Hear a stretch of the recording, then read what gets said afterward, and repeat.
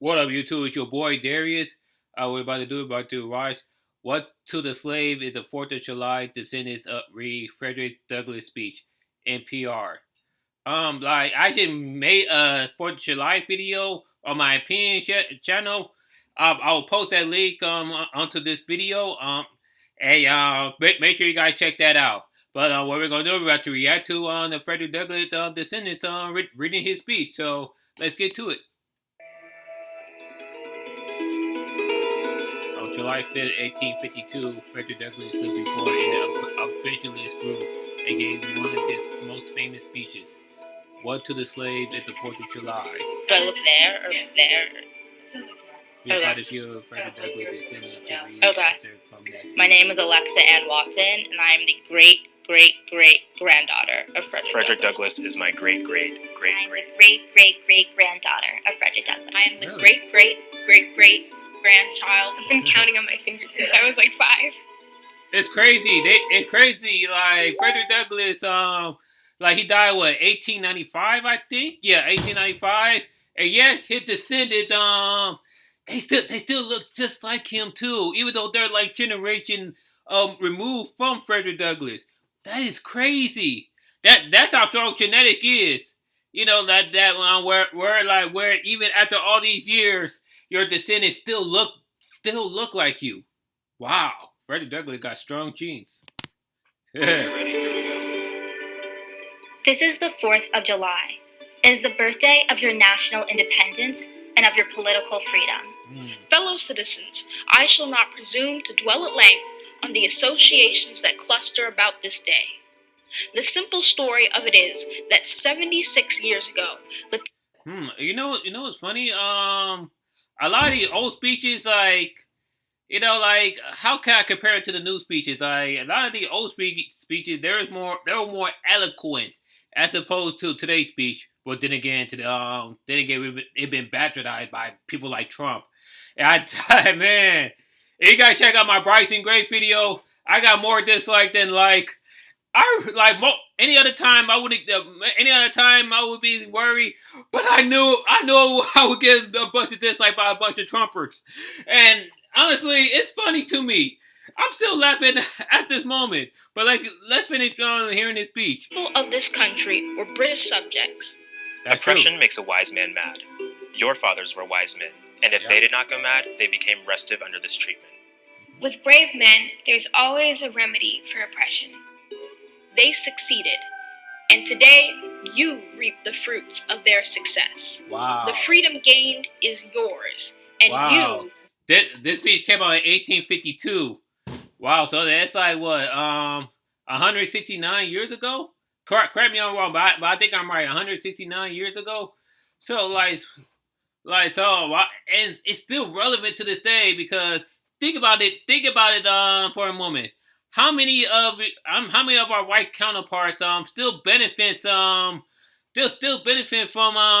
freedom from the Declaration of Independence all those years ago? How many white folks today still benefit from slavery?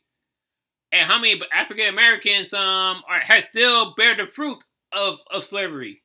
You get what I'm saying? That's why even though slavery hasn't been legal since 1865, the portion of slavery is still being felt to this day. I don't know when the very last slave died, but it wasn't that long ago. Therefore, may properly celebrate this anniversary. Fellow citizens, pardon me. Allow me to ask, why am I called upon to speak here today? What have I, or those I represent, to do with your national independence? Are the great principles of political freedom and of natural justice embodied in that Declaration of Independence extended to us? I am not included within the pale of this glorious anniversary. Your high independence only reveals the immeasurable distance between us. The blessings in which you this day rejoice are not enjoyed in common. Wow. The rich inheritance of justice, liberty, prosperity, and independence bequeathed by your fathers is shared by you, not by me. The sunlight that brought life. Wow, that is powerful. That's powerful. Cause think about it. 1852, slavery was still legal at the time. As a matter of fact, I think there was there was the compromise of Missouri, where a lot of people especially from the South, they came to Missouri just to vote to make sure Missouri was a slave state. And I want to get the Dred Scott thumb a little bit, but let me finish. Healing to you has brought stripes and death to me. This 4th of July is yours, not mine. You may rejoice. I must mourn. Fellow citizens, above your national... I know that come hypocritical because I'm wearing this flag shirt, but look at the color. Red, black, and green. To me, that's African American. I'm African and I'm also American. So and why is that? Because my ancestor, even though they were slaves, they helped build this country. They did. They did. So this country is just as much of mine as it is to yours. So for you asshole to tell me go back to Africa, fuck you. I ain't going nowhere. Unless of course you buy me a plane ticket. Or as they say that one meme. Bitch, you were my ride home. Tumultuous joy, I hear the mournful wail of millions. At a time like this, scorching irony, not convincing argument is needed. Oh, had I the ability and could reach the nation's ear, I would today pour out a fiery stream of biting ridicule, blasting reproach, withering sarcasm, and stern rebuke. For it is not light that is needed, but fire. It is not the gentle shower, but thunder. We need the storm, the whirlwind, and the earthquake. The feeling of the nation must be quickened. The conscience of the nation must be roused. The propriety of the nation must be startled. The hypocrisy of the nation must be exposed. And its crimes against God and man must be proclaimed and denounced. Wow. What to the American slave is your 4th of July? Exactly. I answer, a day that reveals to him, more than all other days in the year, the gross injustice and cruelty to which he is the constant victim. To him, Your celebration is a sham. Your boasted liberty an unholy license. Your national greatness swelling vanity. Your sounds of rejoicing are empty and heartless. Your denunciations of tyrants, brass-fronted impudence. Your shouts of liberty and equality, hollow mockery. Your prayers and hymns, your sermons and thanksgivings, with all your religious parade and solemnity, are to him mere bombast, fraud, deception, impiety, and hypocrisy. Hypocrisy. That's a strong word. That's the best word to describe the United States of America in a nutshell. It's filled with fucking hypocrisy. 1776. How can you say all men were created equal, but you have African slaves or a woman couldn't vote at the time? Come on now. Look at Dred Scott. 5 years after this speech, after Frederick Douglass made this speech, 5 years. Dred Scott sued so he can have his freedom. Ain't know what they say? The Supreme Court justice, they say no African American. Well, of course they had the African American, but they say no African Americans were citizens in the country, free or slaves. Like what? Are you fucking serious? So we were born here. And we helped build this country, and you had the nerve to tell us that we're not fucking citizens. Of course, thanks to what that amendment, the 14th Amendment, they have to change that. They say all men or all men and women who were born here are citizens in this country. As it should have been. I swear, United States.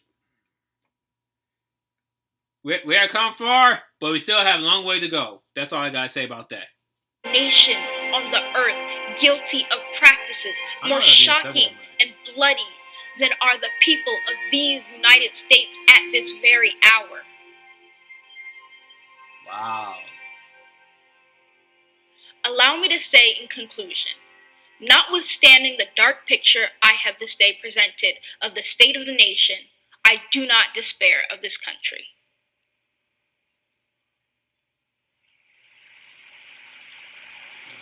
Coda. This speech was written almost 170 years ago, but this part of it is still extremely relevant, especially with today's protests. I think that when people are oppressed, they feel silent. Yes, it's still relevant to this day. I agree with him, because even though slavery was abolished, African Americans still went through so much bullshit since then. Look at the Jim Crow law with the segregation. And as a matter of fact, I would say that Dred Scott decision is the second worst Supreme Court decision ever. The worst decision, in my opinion, is Plessy v. Ferguson. Because it gave African, at least with Dred Scott, that the notion that, hey, okay, we're slaves, yeah. With Plessy v. Ferguson, they gave us the false notion that we're free, but not really. We're equal, but not really. It's like, hey, it's like, two people at different water fountain. The white one is a good water fountain. The black one is a nigger water fountain. It's stank, it's dirty, it's all that. It gave us that false notion that that African Americans we're second class citizens. I think that it with Reconstruction, had that done that right, we would not be where we at right now with everything that's going on. But I digress. And if someone feels silence, they get angry. There are certain tactics that you need to use to get people to really hear your voice, and it's not always going to be just like a very calm discussion. I think he's mostly talking to the people who are already on his side, but believe that they can still try to talk this out, or that. And you know what? That's good. Talk to the people that's on his side. Talk to the so-called white liberals who claim to be on our side. Because they may be on our side, but they're probably on our side for their own benefit. And we can't have that. You have to be benefit for everyone. And, including the African American. You can't just use us for your own gain. And yes, I'm talking to you, Biden, Hillary Clinton, and all you motherfuckers, you white Democrats who come to the ghetto every 4 years, like Stevie Wonder said. I live in the ghetto. You only come and visit me around election time. I could bash Trump and conservative too, but at least they don't give a fuck about us. White liberals, white Democrats, they pretend they care, but in reality, they really don't. Things are still justifiable. I know a lot of people at the time were saying, and people now are still saying that it's not as bad as it could be. While the 4th of July probably does not feel the same to me as it does to others, I wouldn't say that it has no meaning, because it is the time when America as a country became free from another. You know what? And I'll say this: 4th of July, to a certain extent, it still had meaning to me. Juneteenth had more meaning, but 4th of July still has some meaning, because at the end of the day, I'm still descendant of slaves, but I'm also descendant of slave owner. So it's like, I know I'm still black. That's why I say I'm proud African and I'm proud American, because like I said, my ancestors built this country. This is our home. This is supposed to be our freedom. That's why I support reparation, because that's something that we deserve. If you don't want to give us reparations, at least give me a 40-acre and a mule. Where is my fucking mule? Everyone needs a mule. But I would say that it's not the time in which I gained my freedom. He had a lot of hope, especially for his age. And I'm getting to the point in my life where I'm only 20 years old, but I'm exhausted. I have these thoughts bro, will we ever haven't really seen get to this nothing point? yet. I'm 32. Is this really something that we should actually spend our... Let me pause it right quick. I'm 32. I'm exhausted as well. But think of people who are in their 50s, who are in their 60s, who are in their 70s. To say they're exhausted is a damn understatement. They've been through so much. They've been through so much shit that that they don't even want to think they don't even want to think about white folks. And I don't want people to think that I'm taking white people. That's not the case at all. I know there are white people who definitely on our side. I'm just saying, this go toward two type of white folks. The one who really don't give a fuck about us and look at us as second class citizens, which are a lot of Trumpers, and two, this is towards the white liberals who pretend they care about us, like Biden and Hillary. But in actuality, they really don't. They had that racist mindset. But like I said, this is not attack towards white folks because I know so many white folks that's on our side. So if you guys feel offended, I want to apologize. That's not my intent. But at the same time, you guys gotta know what's up. And that black people, we're fucking tired. We've been tired since 1776. We've been tired since 1865, 1954, 1963. All those pivotal years. I'm fighting for. Somebody once said that pessimism is a tool of white oppression, and I think that's true. I think in many ways we are still slaves to the notion that it will never get better. But I think that there is hope, and I think it's important that we celebrate There's a small hope. Black joy and Black life. No matter how and big or small the hope is, that change is possible. Change is probable.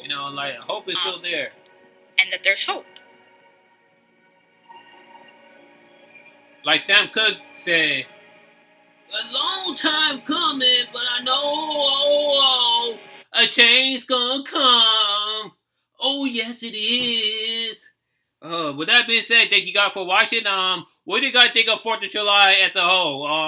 And if you're African American, what do you guys personally think of 4th of July? Do you guys celebrate 4th of July? Do you guys celebrate Juneteenth? Do you guys celebrate both? I feel like there's no wrong answer. You're not a bad person if you do celebrate 4th of July. You're not a bad person if you only celebrate Juneteenth. But what do you guys think? You guys like what you watch? Hit a like. Subscribe to your boy. Comment down below. Peace, love, and rock and roll.